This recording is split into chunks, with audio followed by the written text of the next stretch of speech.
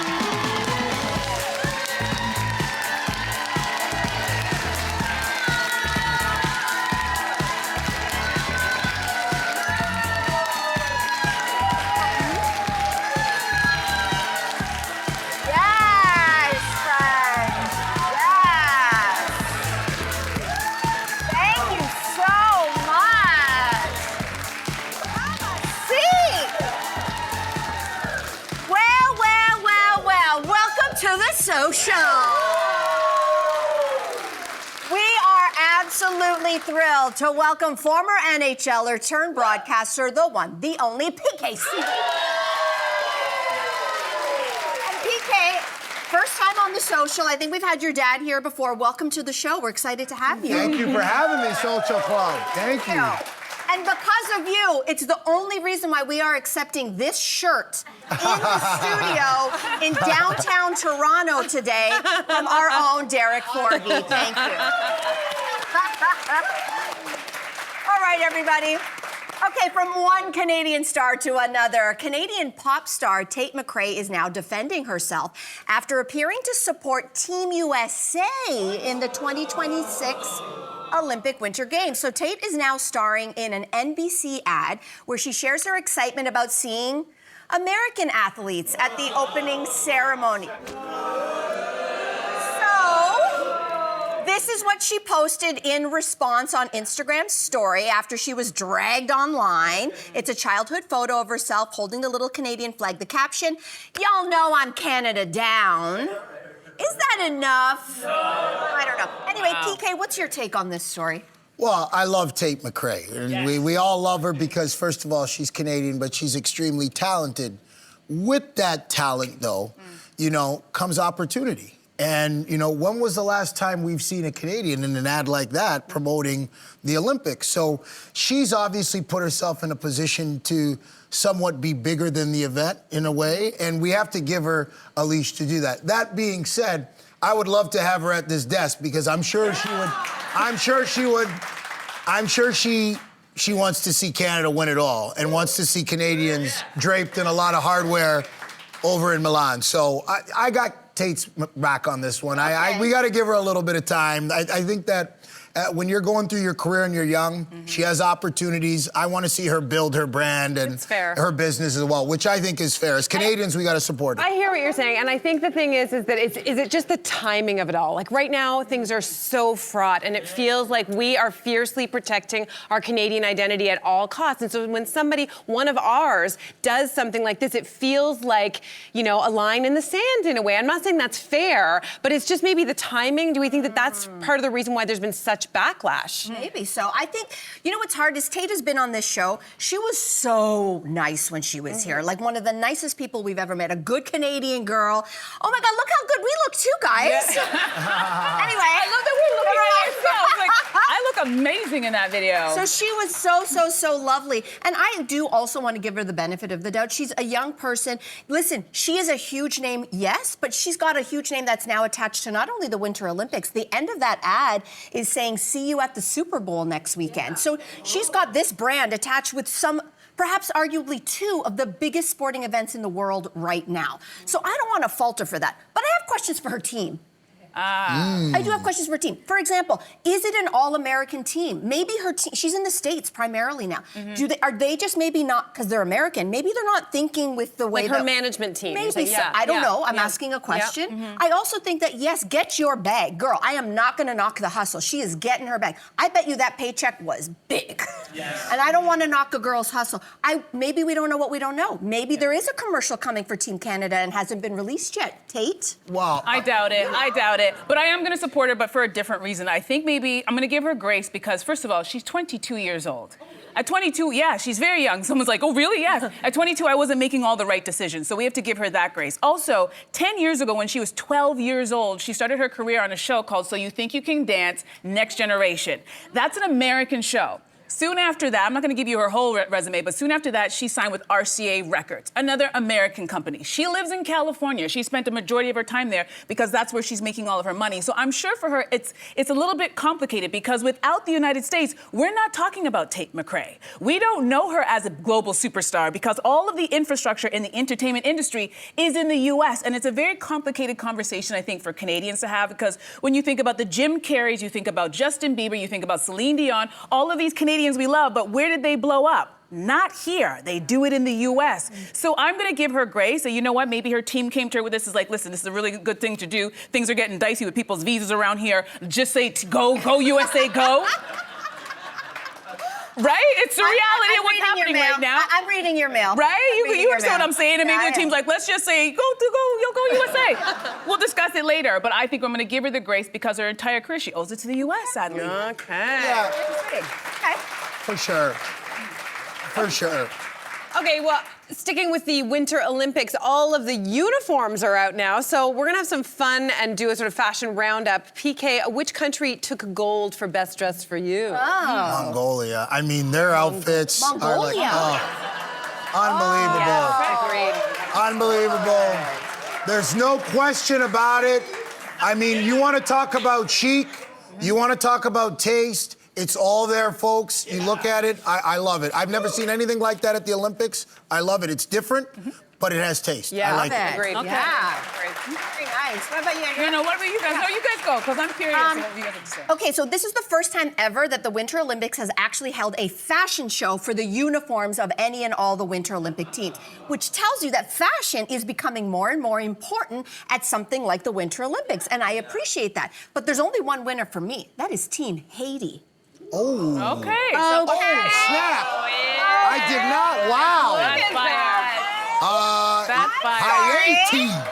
Yeah. I am sorry. Now, Come on, it just, yay. okay? My Not goodness. only, like, of course it looks stunning, but there is so much meaning. Please hold this up. Please hold this photo up. So it's not supposed to be political at the Winter Olympics. This was not the original design. This is the only hand-painted uniform of all the uniforms in the Winter Olympics. Wow. There used to be somebody riding that horse. So the designer is Stella Jean. She is half Italian, she's half Haitian, and she designed this. And that horse is actually inspired by a painting that was featuring Toussaint Louverture. Who is he? He's considered the founding father of Haiti. He was a general, and he was painted riding that horse. That was how Haiti gained freedom from France. So why did they take him off? IOC said that is too political. Oh, wow. Please remove Toussaint. So the artist said, well, I'm not going to get rid of everything. So they painted over him. And now all you see is the red charging horse. Still beautiful. Yeah, We still know the story. Yeah, we know, but now we know. What about you, Totally. Sin? Well, That's a good one. I didn't know that's good. we've just been talking about Canada and how important it is to be loyal to our country, so I got to go with Canada. They did a partnership with Lululemon. The lead designer is Montreal's Catherine Lebrun, and there's this incredible color story. Instead of just going with your traditional red and white and the colors that we associate with our flag, she went with these really deep, dark reds and maroons. The greens also are so dark. Some of them are also frosted. There's just this beautiful color story there. My favorite, right? That coat right there. Oh, so my favorite is this coat actually. That has a huge maple leaf on it. Oh, that's But nice. there's also this one that's a Wonder Puff jacket that the medalists will wear on the podium. And there's these really cool. We went by it too fast. Topographical maps from across Canada that you can see. And there you go. There you see it now. There's also these really cool Easter eggs. One of it is, I think, on the zipper, it says Canada on one side and then there's Braille on the other side, which is a nod to diversity of immigrants. I just love it so much. I want to wear all the pieces. Wow. Love it. These are all such wonderful, thoughtful, historical, important choices. My choice wasn't designed by Dolce & Gabbana, or Versace, or Ralph Lauren. Mine just simply includes body oil, a grass skirt, flip-flops, and a smile. If you know, you know. I'm talking about Pita Whoa. Tofua, who is the We're live?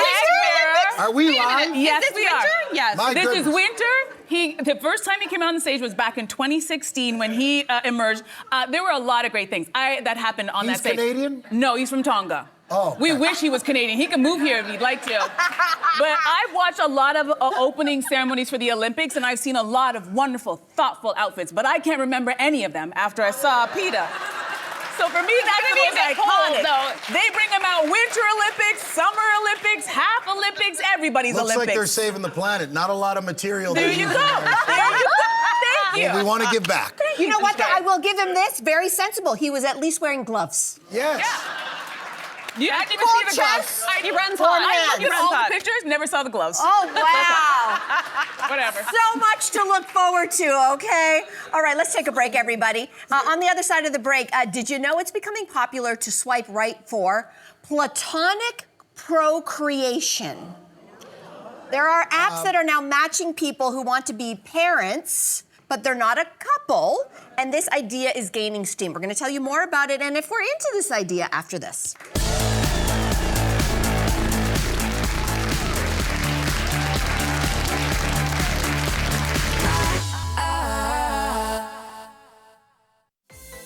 Tomorrow on The Social, I thought we were in Moscow. Jess Allen steps into Shane and Elia's world with a tour of heated rivalry shoot locations in Hamilton, Ontario.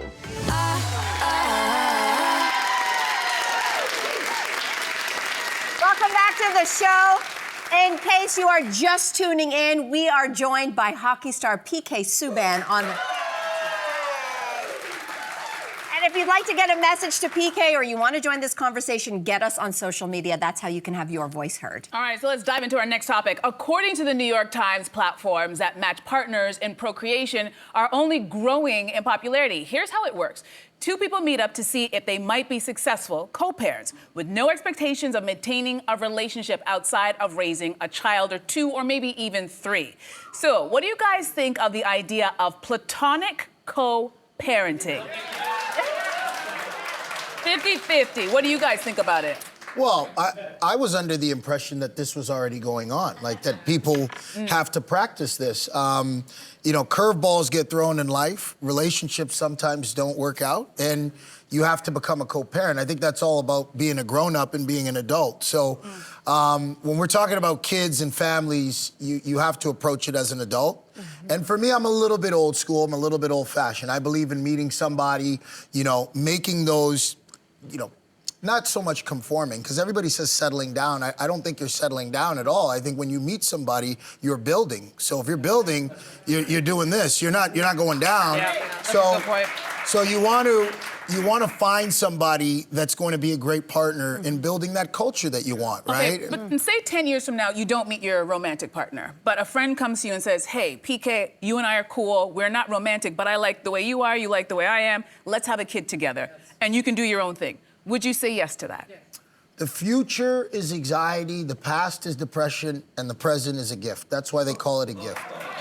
So for me, you got to stay in the present. It doesn't matter where you are in life. You have to be where you are. Okay. And I think that sometimes we have this projection that we're supposed to be married at a certain time. We're supposed to have kids at a certain time. True. No, we're just lucky enough to have life, to be able to get up every day and breathe. And that doesn't mean you make excuses for not having it. If it's something that's important to you, then you got to prioritize it. I think in the world today, there's so many distractions. There's so many things to give you dopamine and to give you satisfaction in different ways. But as life goes on, you realize it's the simple things that are the most important. But those things take time. You have to nurture them like dogs, like how you take care of your dog. That's the way you have to take care of your relationship. It's an everyday thing. It's not when you want it and when you don't want it. So you have to be all in. So that's a yes. Yeah. Okay. I will. Yeah. I'm going to come at this as a parent, so maybe, of course, I'm biased and all this. This is a hard no for me. This is a hard no for me, only because I'm in it. My daughter's 11 years old. Certainly, I know what it takes. To me, it sounds like, oh, well, it would be easier to do a platonic co-parenting. I want to be clear on that. I don't think that that's the way anybody should go. I think if that's what works for you and you're happy with that, then great. But that's not the way I would do it. That's not the way I believe. Okay, then we're actually on the same page. Yes, because I was going to say, so. I don't want to sell this, and certainly the article, I don't want people to think, oh, well, they're selling this as it's an easier option than romantic co-parenting. Both would be very, very hard. The reason why I wouldn't choose it is that the cons outweigh the pros. And there are pros, don't get me wrong. But to me, the cons are things like, very quickly, you have to realize you have to both be exceptional communicators. The communication and the clarity has to be almost written down.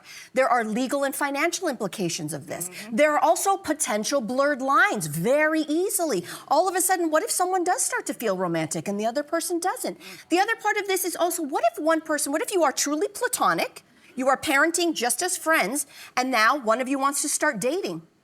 What if both of you want to start dating? Yeah, and bringing all of those a sudden people into and bringing them into the situation. But is that any different? You raised the interesting point when you were talking is that this is kind of already happening. 50% of marriages end in divorces. And how many of those divorces end up with children involved? And how many of those divorces with children involved end up being very messy and emotional? The one thing I could say in support of this idea is for all the complications you just brought up, they can be equally, if not more so complicated when it deals with people in romantic partnerships. So you do still need all the clarity and the communication, whether you're in a romantic partnership or not. And maybe there are scenarios whereby they have a friend for a long time, and maybe that person even is like not of the same interest in terms of sex, like a gay friend of mine or whatever. I could see a scenario whereby I'm like, you know what?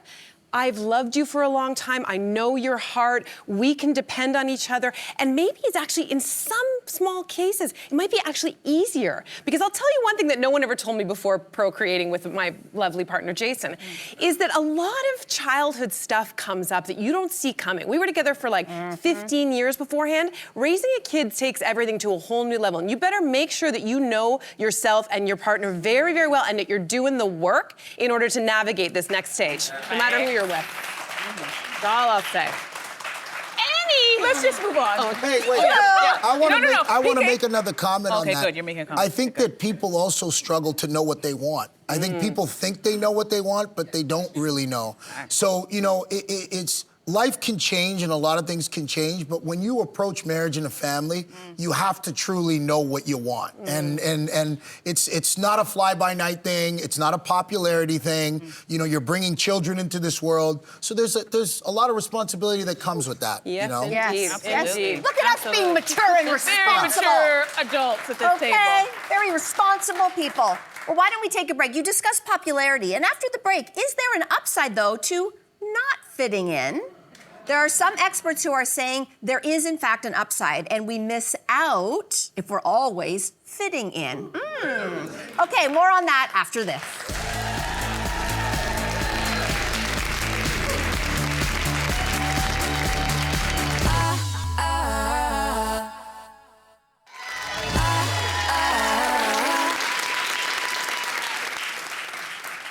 Everybody, a lot of us, maybe most of us, do whatever we can to feel like we fit in. But a writer for The Atlantic argues that being an outsider is actually where the magic really happens. Because experiencing the loneliness and even the self-doubt that comes with being the outsider is the best way to grow. PK. PK, when I think of PK Subban, I do not think of conformity, not for a second. What do you make of this? What do you make of this? I think that when you're being yourself, you don't ever want to come across intimidating to anybody. And unfortunately, it can be that way sometimes without even opening up your mouth. You know, but I have a sensitivity to that because I've traveled enough. I've worked in so many different spaces. In a locker room, you have guys from all different walks of life and different age groups and different understanding.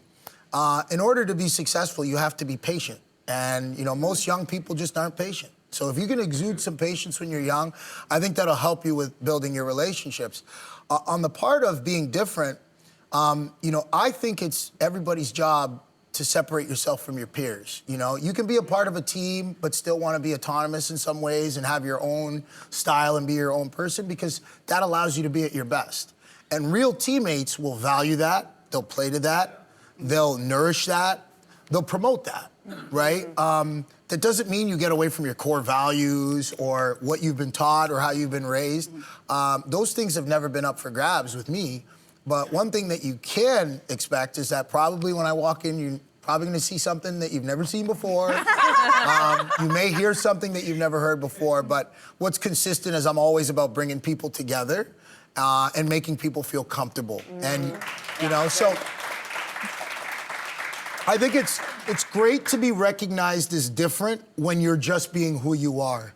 I think that sometimes people think they're different because they act a certain way. That's much different than just being who you are. So being who you are, you should always feel comfortable in that and have fun with it. You know, I've been able to turn a lot of negatives into positives by doing that and change a lot of people and people have influences on me too. So you have to be a learner. You have to be intrigued to want to learn and be intrigued by different people.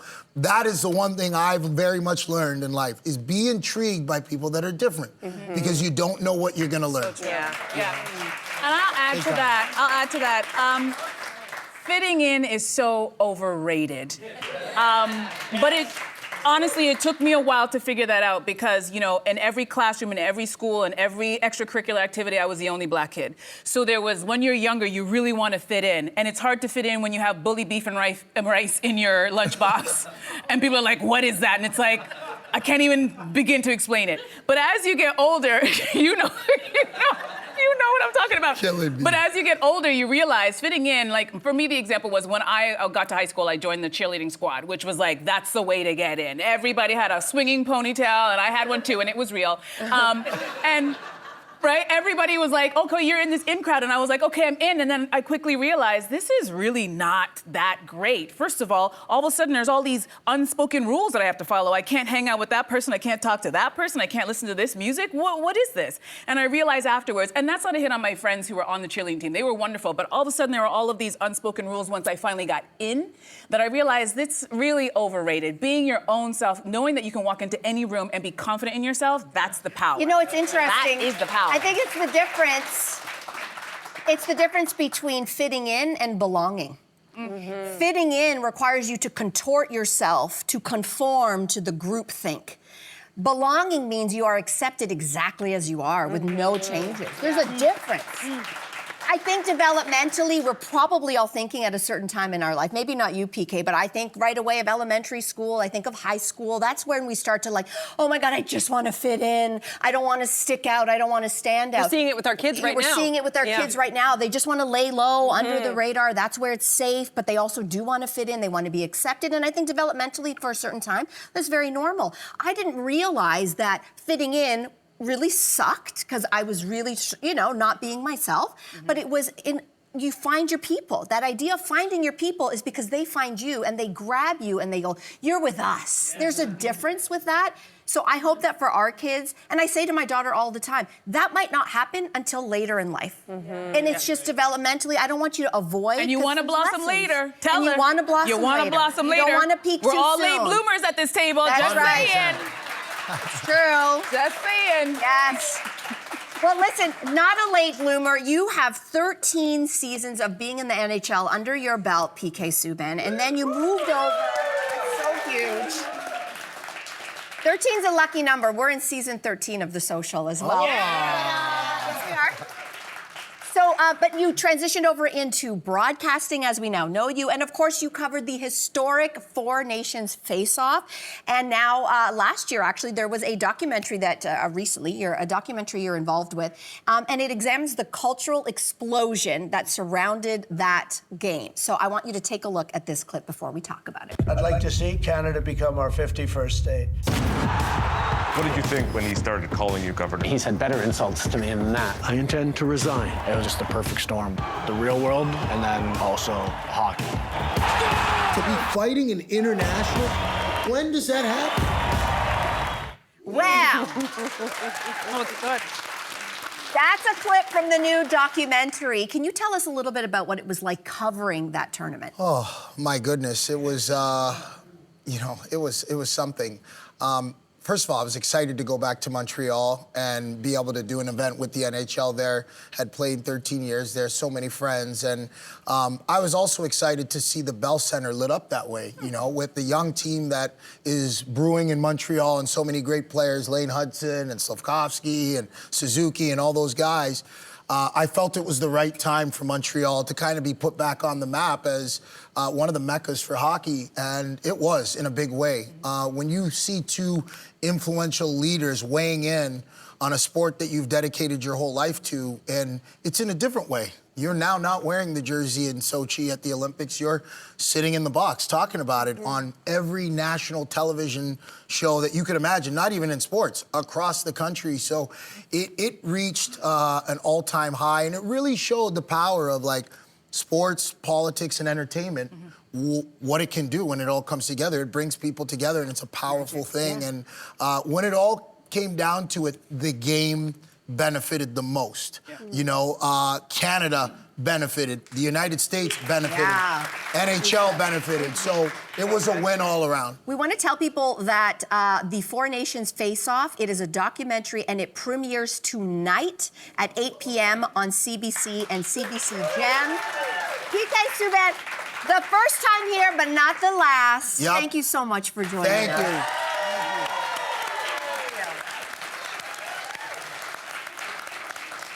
Let's take a quick break, everybody. When we come back, we're going to be taking a look at Crave's heart-pounding new crime drama called The Borderline with the stars of the show. We'll be right back.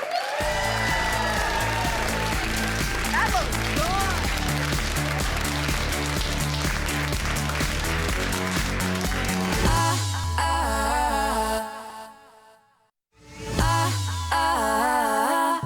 Got a call from a concerned citizen. Saw a guy rolling a body into the water from his boat. Did we get a description? The ID came back to a Thomas Hawley, low-level smuggler. Do you know him? Tommy? Long time, huh? So if you love high-stakes crime dramas with a little bit of comedy and a lot of morally messy decisions, this next series is for you. The Borderline is the new Canadian thriller premiering right after the Super Bowl, and it stars two faces you already know and love. Please welcome back to the social, Stephen Amell and Hamza. Welcome back, guys. Welcome back. Thank you so much. It's so good to have you guys back here. First of all, congratulations on scoring the best TV time slot ever right after the Super Bowl. So curious, are you going to be hosting a Super Bowl/Borderline party, and are we invited? No pressure. You want to come to LA? Yes. 100%. Sure. Is it on your private jet? Because I'm... No, it's... No, it's... I was playing with fire, talking to Canadians in February, asking them if they want to come to LA. Yeah. I think a lot of people The answer is yes. Okay, let's get into the show. Stephen, your character is an officer that discovers that his childhood friend over there, Hamza, is connected to an illegal drug operation. And then we see this kind of real ride or die friendship unfold. So, Stephen, is there a moment in the series where you were like, yeah, if this was real life, this is where I would tap out? No, because someone ate my daughter's breakfast the other day at her school. She's 12. Yeah. And I threatened violence. Oh. So I don't think there's a moment. By the way, just really quickly, did you call our show morally messy? Yeah. Okay. We are done with sound bites. No, man. That is it right there. Hashtag morally messy. Morally Right messy. here, right social, baby. Well, Hamza, this was set and filmed in the Thousand Islands region across southern Ontario. Very cool. Very cool. So did filming in these smaller towns add at all to the tension that we see unfolding in the story? Yeah, absolutely. Like, it's so rare that you actually get to film where the story takes place. So much like makeup and wardrobe, when you're in the atmosphere, it does so much of the work for you. And we're lucky that we got paired up, and we show up with a tremendous amount of enthusiasm, and we let the atmosphere affect us, and you're in for one hell of a ride. Oh, we like that. Yes. That's a good tease. All right, this series also stars the one and only iconic Minnie Driver. Yep. What was it like working with Minnie? Yes. I mean, I just personally got a chance to learn, just watching her operate, the way that she approaches a scene, the way that she tries things. You know, I've been acting for the better part of 20 years, and yet you're watching her work and you're going, oh, I didn't know you could do that. Yeah. Oh, wow. And so it was really, really, really special to work with her, and just feel very, just a lot of gratitude that she signed on to the project. Yeah, incredible. Good stuff. Hamza, of course, fans know you as one of TV's most trusted doctors from Transplant.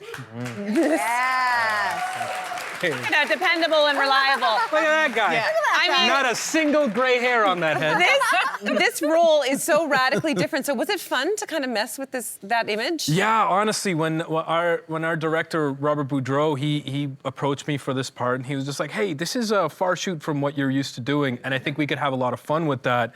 And I honestly took it as an opportunity to make as many mistakes as possible. And I said this before, I'm just grateful that the cameras were rolling when I messed up as much as I did, because it makes for compelling TV. So it was great. It was a lot of fun. Stephen, you went from taking on the drug crisis in Star City to another drug-fueled crime story, maybe just with some fewer arrows. That's right. We want to know who has a better chance of catching the bad guys, Oliver Queen or Henry Rollin? All I know is that the bad guys are going to end up dead. It's true. It's true. That's it. Enough said. All right, so before you guys go, we want to play a little game. Are you guys down to play a little game with us? 100%. It's very simple. All right, so what we're going to do is we're going to see how similar to your characters you guys are by playing a little game called Ride or Die, no questions asked. And we're going to read scenarios, and you have to decide whether you would ride, that's do it, or die. That's absolutely not, I'm not doing it. Audience, you guys have your paddles. You're ready to go and play with us? Oh, yeah, all right, that's so good. yeah, Okay, so you the got your first one, paddles. yeah, so Okay. the first one is your friend texts you, you can lie and say we were together last night. Are you riding or are you dying? Lots of rides in these. I got you. Don't drag me into your... He was like, you want no parts of it. No. Okay. Oh, man. No. Your moral mess? Yeah. Okay, so here's another one. A friend puts you as a job reference they did not tell you about, and the potential employer calls you. Ride or die? All right. I did this like a week ago. The most morally sound person is like, no, he doesn't have the credentials. It's not right. You can't do it. Yeah, look at this man. That's Walter. That's correct. That's correct. There you go. Correct. Yes, it's true. Next up, everybody, a coworker asks you to stash a bag for them and says, quote, you don't want to know what's inside. Ride or die. Oh, no one's going for that. No one's going. Don't do it. Yes. Don't do it. We had That is one woman correct. change her mind midway through. That She is saw the guys and she was like, That's no, peer thank you. pressure. I want to know. No, she's riding right over here. She's riding. She's taking the bag. It's because she's asked somebody to do this. Yeah. You're probably And my host. she hopes to reciprocate one day. All right, so here's another one. Your ex asks you to drive them somewhere and says, I'll explain on the way. Are you riding or are you dying? No one It's a knows. trap. We got one. It's a trap. We got 4 rides. What do you guys, you're gonna do it. Steven. Kind of depends on the ex. Fair. No, Okay. my wife would have a problem with that. I do that. Okay, so this is the last one. So speaking of Super Bowl, you're at the game and your friend turns to you and says they're planning on streaking during the next quarter and they want you to come along. Ride or die? Ride, baby. I'm riding. Steven, are you streaking? Come on, Steven. Hey, I texted you. It's me. No. I'm the one doing it. Wow. No streaking for Steven, Steven. I know. Not maybe- only do we have to tune into the borderline, we really have to tune into the Super Bowl to find out what happens. Kidding. Stephen and Hamza, that was a lot of fun. Thank you for joining us. Thank you very much, guys. Thank you. As you heard, The Borderline, it kicks off this Sunday, February 8th on CTV. That's right here. You can also stream it on Crave right after the Super Bowl. Just that little game Sunday. Let's take a break. We'll be back right after this.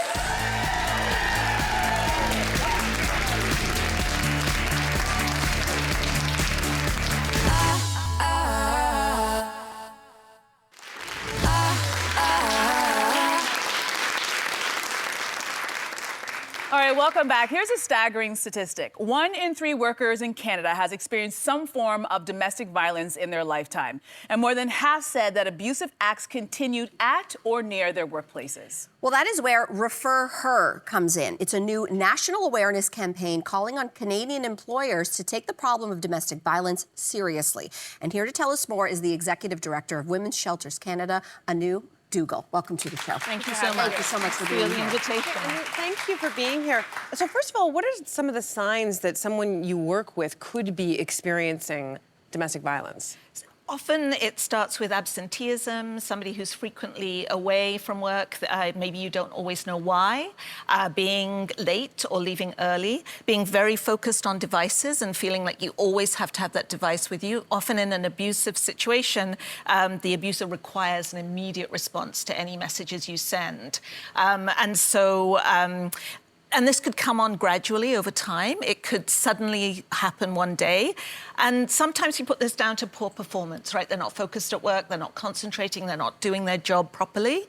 But it could actually be a sign that there's domestic violence. Wow. All right, so what responsibility does an employer have if they suspect something is going on? So Canada has occupational and health regulations for most of the provinces and federally that require employers to have a policy that says if domestic violence is happening, this is what you need to do. Many provinces have domestic violence leave. So Ontario has 5 days paid leave, 5 days unpaid leave, and you can actually take up to 14 weeks off to deal with domestic violence and have your job protected if you need to. Wow. It's pretty impressive, right? It's really important because you know that's a complex situation.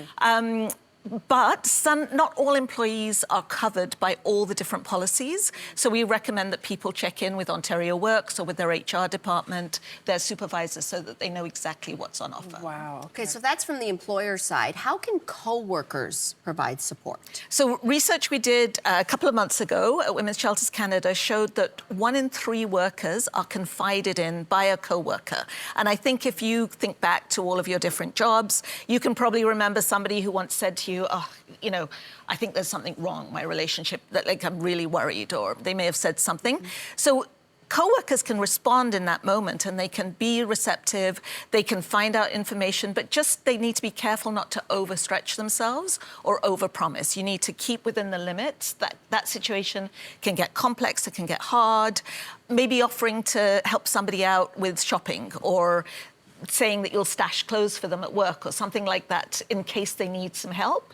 Do what you can do, don't overpromise, and you can't promise confidentiality because if their life is in danger, you need to be able to say something. Wow. Okay.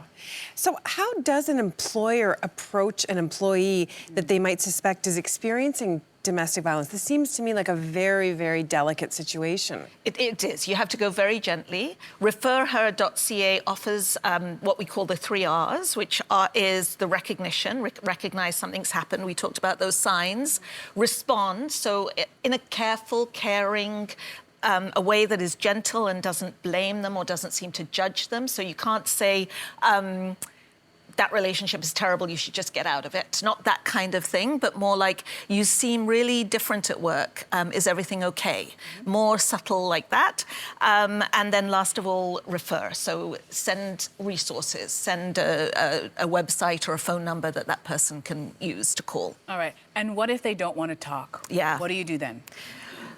You have to stay and be their friend. Consistency is really important. And often, even in a supervisory role, you might say, I'm here for you when you're ready, because there's a power dynamic. You can't force somebody to speak. So you need to be very, very conscious of that. And, drop crumbs along the way is one of the ways I would say doing it, yeah. Okay. So how can an employer ensure that they're not going to make the domestic violence situation worse? Yeah. So intervening or like trying to get in there and say to the abuser, oh, I know what's going on. Like maybe that person is coming into work to pick up their partner. You can't say anything. It would make it worse because it escalates, so that person then feels threatened, or it makes them feel that the person they're abusing has said something in the workplace, and that could backfire on that person, and then they'll get more abuse at home, or they'll get blamed at home. So employers can really only work with the person who's experiencing the abuse, and the role is really to empower that person. Right. Could an employer be held liable if they don't actually report what they think is suspected abuse? They can, because of the policies in place. So the policy in place says the workplace must be safe. So whatever you do, if there's something coming into the workplace, whether it's affecting that coworker, your coworker, the person being abused, or the people around, you have to make the workplace safe. Outside of the workplace, the liability is very different. But the responsibility of the workplace is to make sure everybody feels safe and they can do their work and they have the tools they need and they get the support they need. Okay, so what are the things that employers can do to support their employee if they suspect that they're experiencing domestic violence? So obviously, a policy is important that explains this, but training people, bringing awareness into the workplace so that people know what's happening, they are aware that this is an issue. Offering additional, especially as a supervisor, listening and trying to negotiate. There's strict policies, but maybe you can help them see their way through those policies, explain them in a way that is helpful, and be flexible. I think that's one of the things we hear most, like shift your work hours, maybe shift where you're working so that the person who's being abused can maybe be in a safer space, maybe in a back room instead of out in the front. Gotcha. Those are some things that can really make a difference. Okay. Anu, thank you so much for joining us today. This is really important information. Thank you. So you want to learn more, you should head to referher.ca. Do not go anywhere. We'll be right back.